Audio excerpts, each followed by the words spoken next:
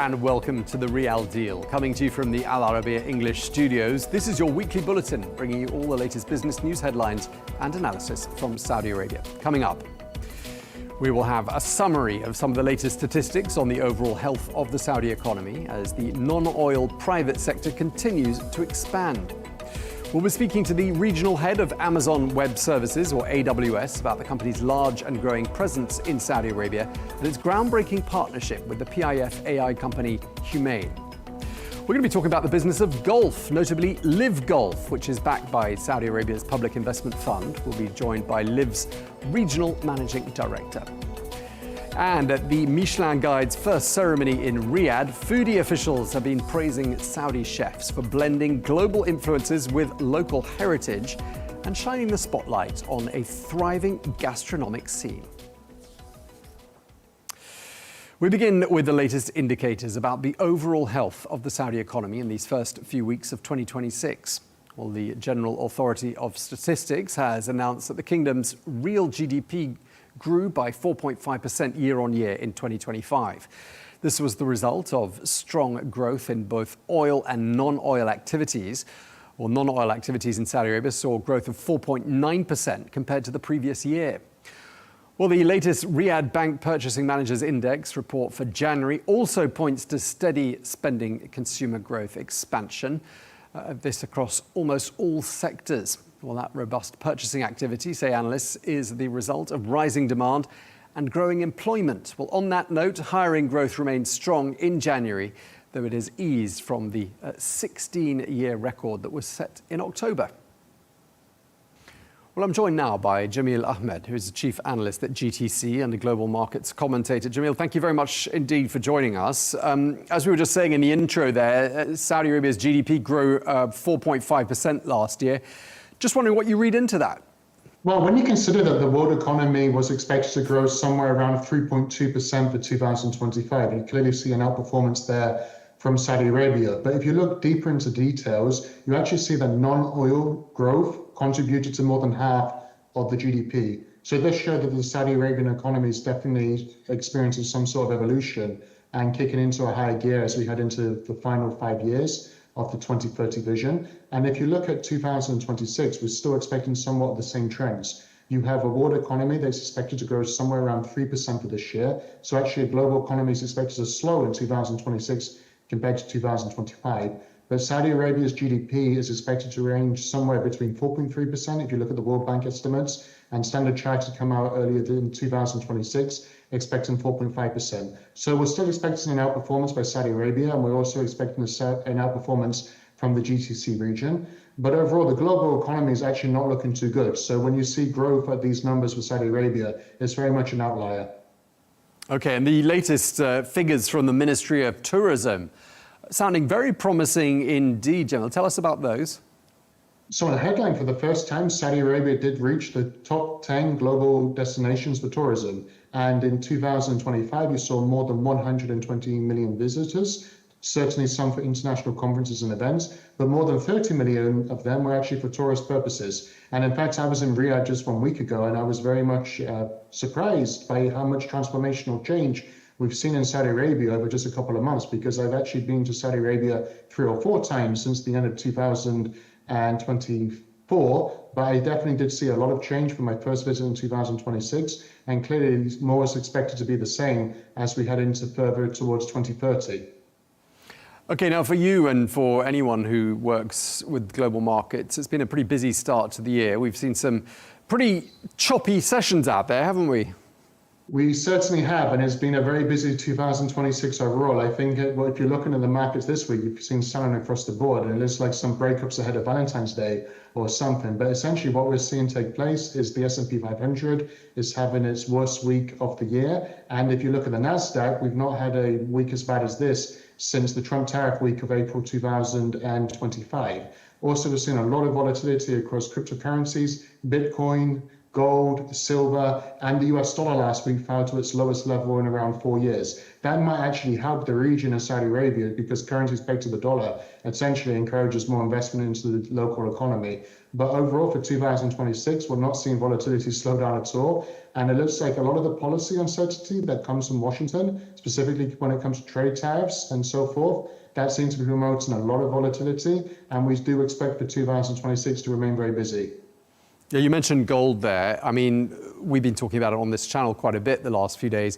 I mean, the price has been doing some extraordinary things, hasn't it? We've seen record highs, record losses in one day of trading. I mean, what's going on? These are generational moves in gold. Last Friday, we saw the deepest falls in gold since 1980. And this week alone, we've seen swings from 4,400 US dollars to this interview. We've got gold nearing close to 5,000 US dollars. Investors are certainly diversifying their portfolios, and we're seeing a lot of weakness towards the US dollar and a lot of withholding those holdings in the US dollar as well. So I think investors are looking more towards gold.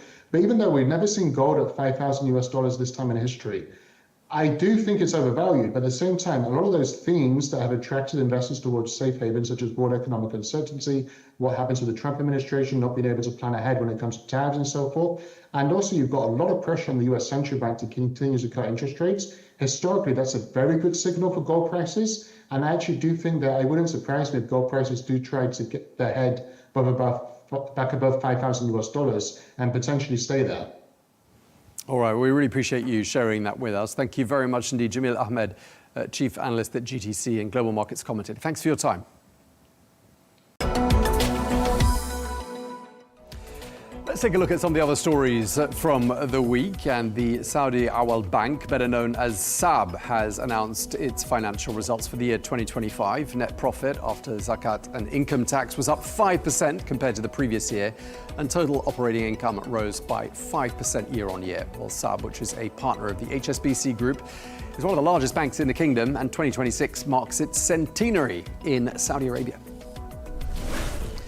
Saudi Arabia and Turkey have agreed to deepen investment ties with a major focus on renewable energy. Well, during a joint investment forum in Riyadh, Saudi officials announced plans to invest $2 billion in solar power projects in Turkey. The first phase will deliver 2,000 megawatts of capacity, and more wind and solar projects are set to follow. And in a move that will strengthen the kingdom's logistics network, a new air cargo facility has been opened at Riyadh's King Khalid International Airport. Well, the new 10,000 square metre UPS Operations Centre was inaugurated by the Transport Minister Saleh Al-Jasser.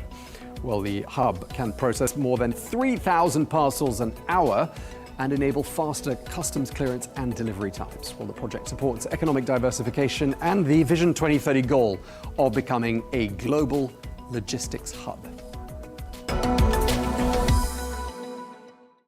Now, cloud computing, storage and related services are a part of our everyday lives. Now, Amazon Web Services, or AWS as the company is more commonly known, is among the biggest and most established players, providing companies with servers and storage to rent over the internet. Well, behind the scenes, several large companies from food delivery services to OTT platforms rely on their services.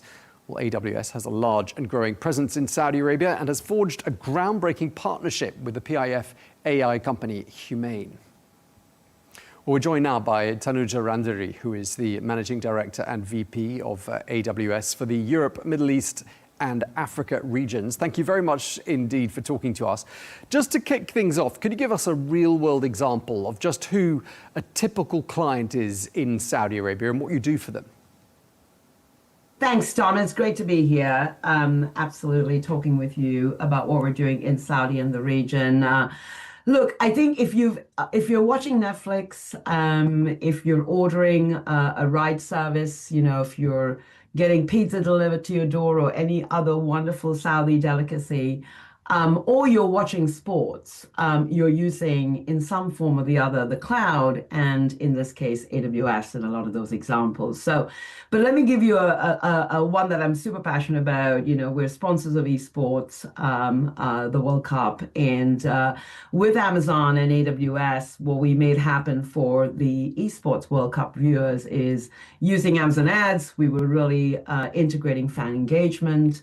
Our Twitch platform allows video streaming of the sport for fans. And then with Alexa, we were doing very cool quizzes and updates. So there's a wide range of services that we bring in the sports arena. And the data and AI really allows our fans to experience the sport in a completely different way. And then in a completely different area, financial services and payments, you will know Al-Jedea, of course, in Saudi, huge payments fintech provider. They are using the AWS cloud platform to modernize the infrastructure and make sure that they're able to be both scalable, secure, more resilient, and available to their customers at all times. So two very different examples of how Saudi is using the cloud. Okay, so when it comes to AWS and the services you provide in Saudi Arabia, are you seeing some strong demand in certain sectors? I mean, which sectors stand out, would you say? Well, look, let me maybe step back, because I think the region itself, yeah, and you, of course, know this very well, Tom, but the vision of the region is very exciting.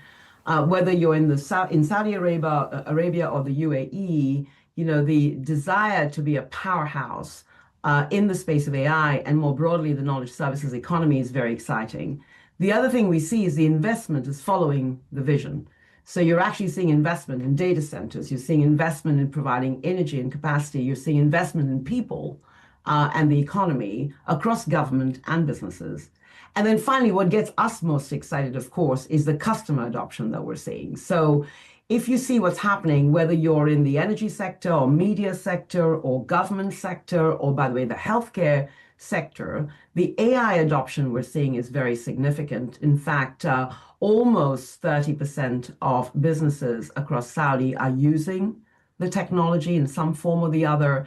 And we're seeing 50% plus saying they want to use the technology, right? So if you bring that all together, the potential for cloud and AI to enable the economy in KSA, but also broadly across the Middle East, is over $700 billion of economic value by 2033, right? So just an incredible set of, I'd say, tailwinds coming together to position the Middle East region, not only for the Middle East, but for a global economy as well. And that's what we're seeing. We're seeing absolute adoption across multiple sectors in the Middle East. A very good example is logistics. One that, of course, you know, we spend a lot of time on is Amazon, but Aramex, who you might know, global logistics provider, is also modernizing their infrastructure and moving from an on-premise environment to the cloud environment to take advantage of that scale that you were talking about, the resilience you were talking about, and the security that comes from using the cloud. Okay, we're going to talk a bit more about artificial intelligence in a minute. But before we do that, I mean, sticking with what AWS does and offers, I mean, you're not alone in this region, are you? And you've clearly got competition. But I wonder what you think gives AWS an edge.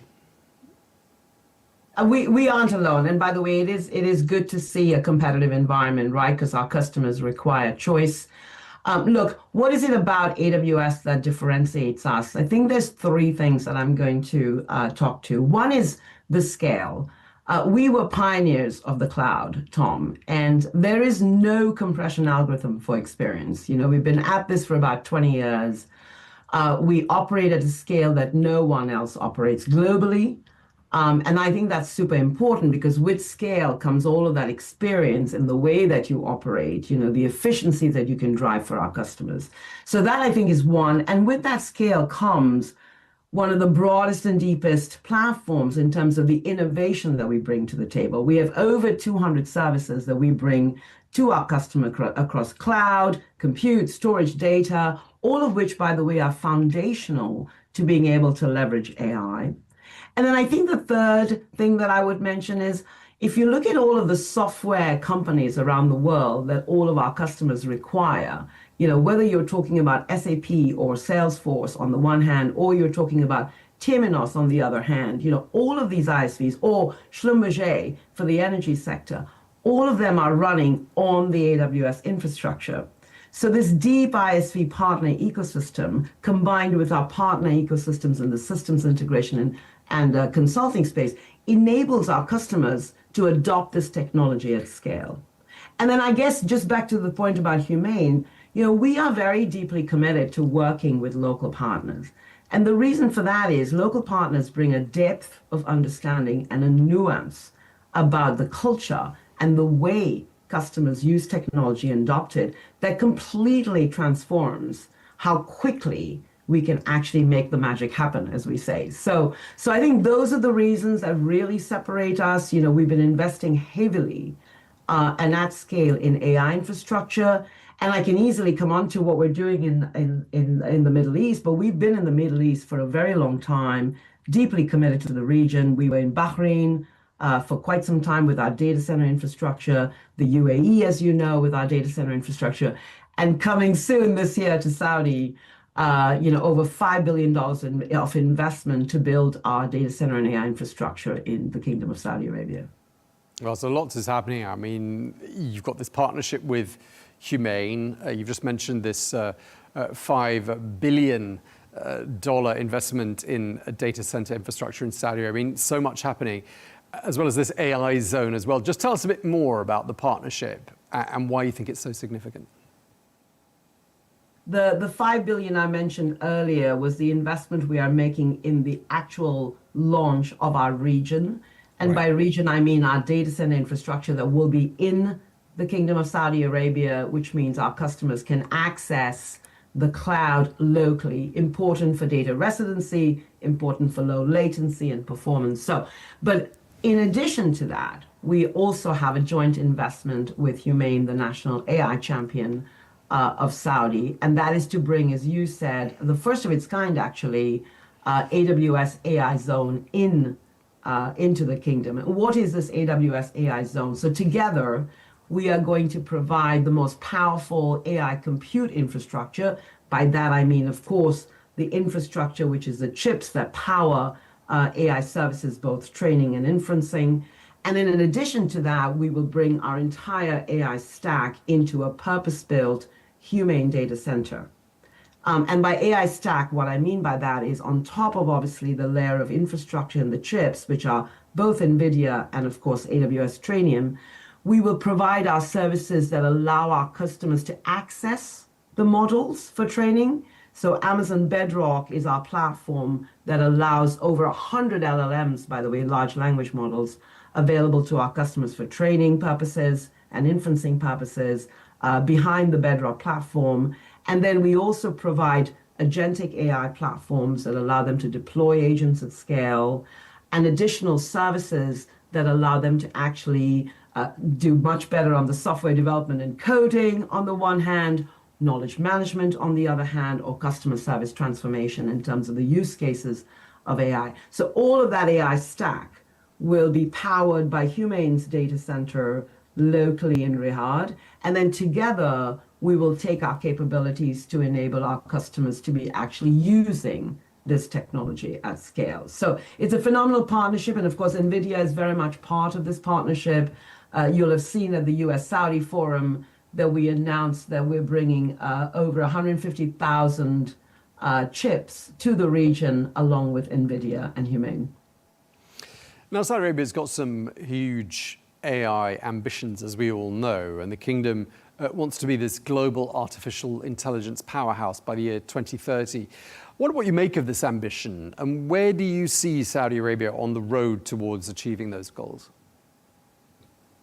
Yeah, look, I started by saying this, the reason we are investing here is because of that incredible vision and desire to innovate. And I tell you what really stands out for me, and I've spent a lot of time in the region over the past couple of years. What stands out for me is this desire to leapfrog. It is not to just follow. And I think that is the differentiator here, right?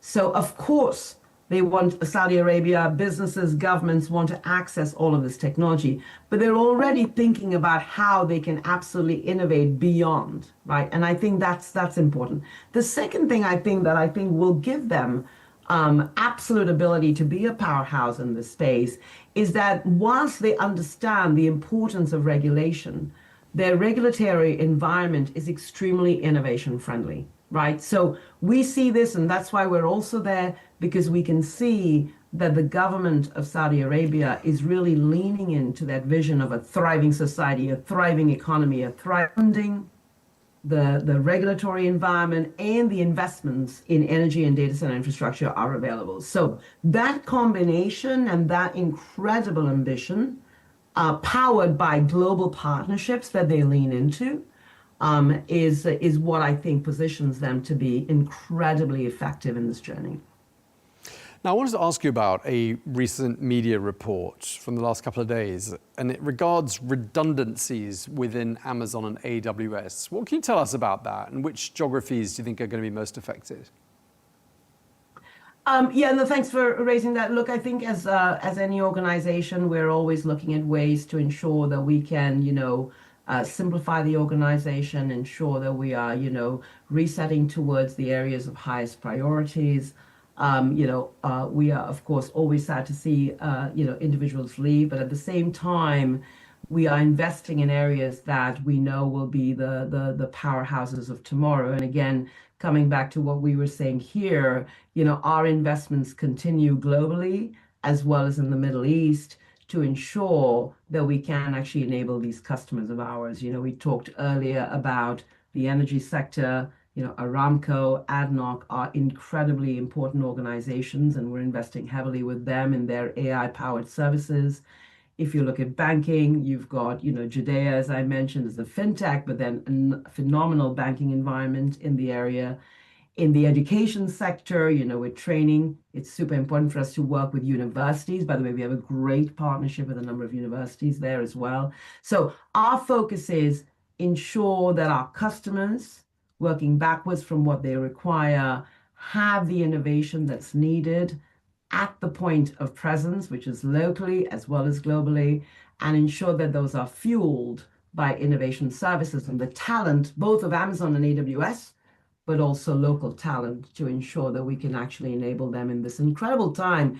I mean, AI is incredibly transformative, Tom. And when I talked about this incredible, 1.14% of the GDP of MENA, which could be influenced by AI in terms of economic value creation, this is the time for us together to be very, very bold in terms of investing in people, talent, and bringing this agentic transformation into businesses and government. Okay, so Tanuja, what you're saying is that AI has been a massive game changer for so many sectors and so many companies, including yours. And perhaps therein lies the explanation for revisiting future plans and recruitment requirements as well. I think it's so important for us at this stage because we don't even know, Tom, what are the businesses of the future that are going to be created. What we do know and what we are very, very committed about is that the impact on society is going to be incredibly positive. We know that right now there is anxiety about this technology, but I think what's very important is to ensure that you're trusting yourselves with a partner that has the global infrastructure and the resilience and security around your data, because data is the key asset here. Really, really important. And the one thing we know what to do with is to ensure data security. Our cloud, our infrastructure is built sovereign by design. It's available locally to you. Only our customers have access to that data and can move that data. And so ensuring that your data is available to your organization so that they can innovate at scale with all of the tools and platforms we bring to the table is what's going to unleash this potential, right, in Saudi Arabia and the Middle East. Okay, so just to wrap up, Tanuja, you've been in your role now for, I believe, 4 years. I'm just wondering what your overall vision and long-term plan is for the region, in particular for Saudi Arabia.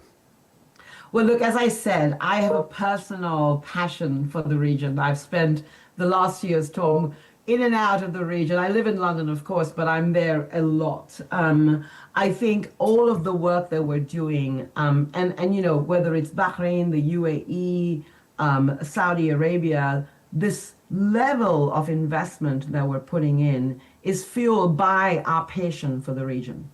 You know, I have a phenomenal team, by the way, there locally. We're expanding that team actually locally as well, investing in them. And combined with our partners, you know, Humane, STC, and by the way, Deloitte, McKinsey, you know, if you think about this incredible ecosystem that Saudi has been able to welcome, you know, I think together, I'm very, very excited about the future. I'm excited for our customers.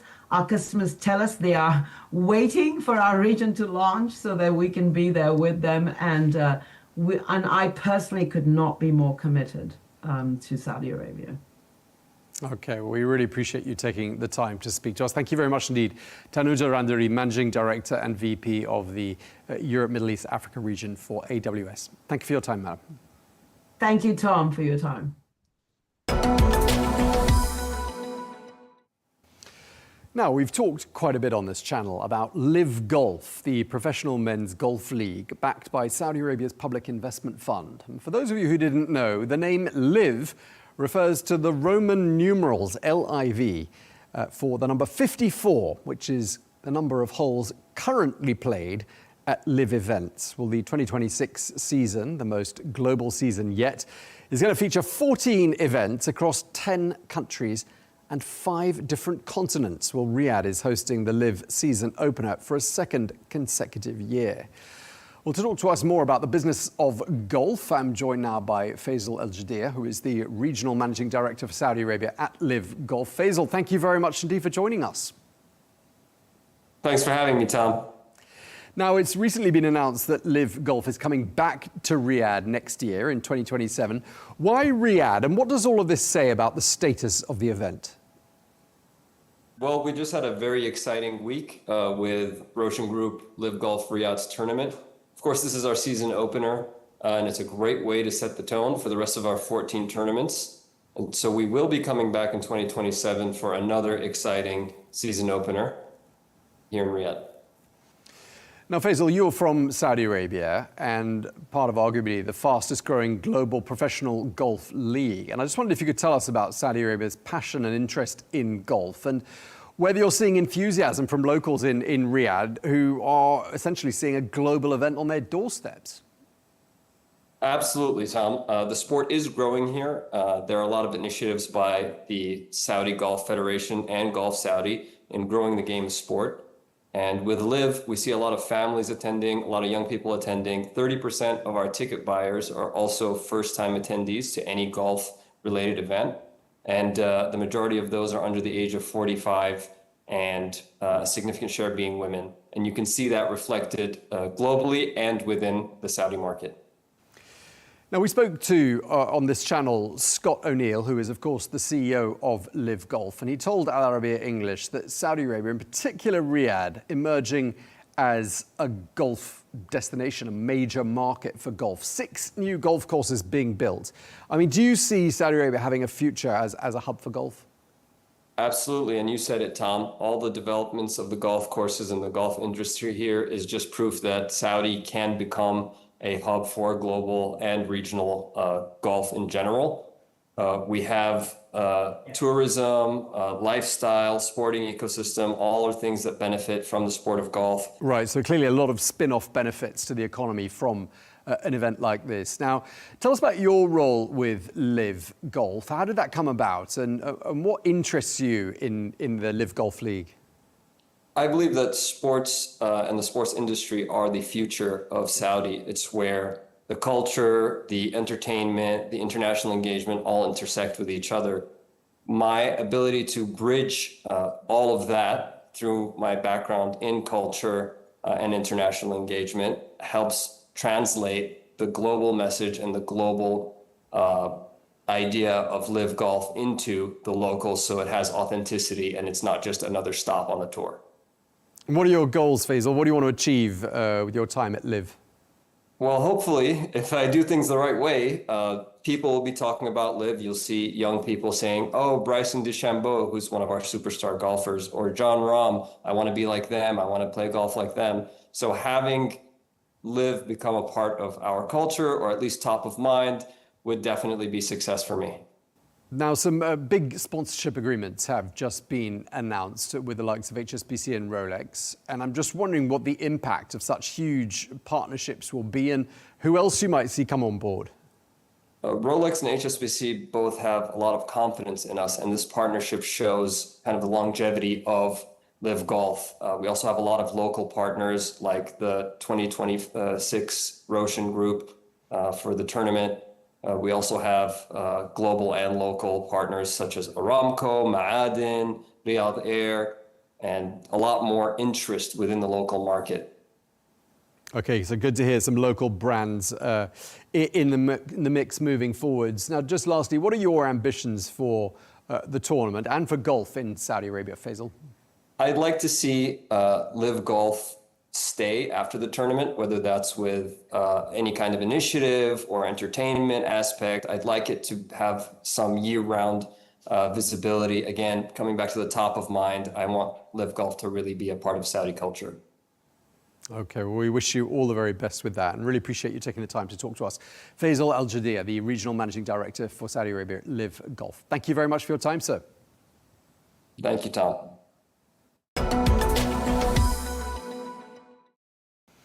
And finally, as the kingdom continues to raise its profile on the world culinary map, the Michelin Guide has held a large celebration in Riyadh, shining the spotlight on a thriving gastronomic scene. Well, in partnership with Saudi Arabia's Culinary Arts Commission, 3 new special awards have been handed out, recognizing excellence in service, creativity, and young talent. Well, 11 restaurants across Riyadh, Jeddah, and Alula received Bib Gourmand honors. This for quality dining at good value. Well, Michelin officials have praised Saudi chefs for blending global influences with local heritage. And that is all we have time for. Thank you very much indeed for watching the Riyal Deal here on Al Arabiya English. Look forward to seeing you again next week.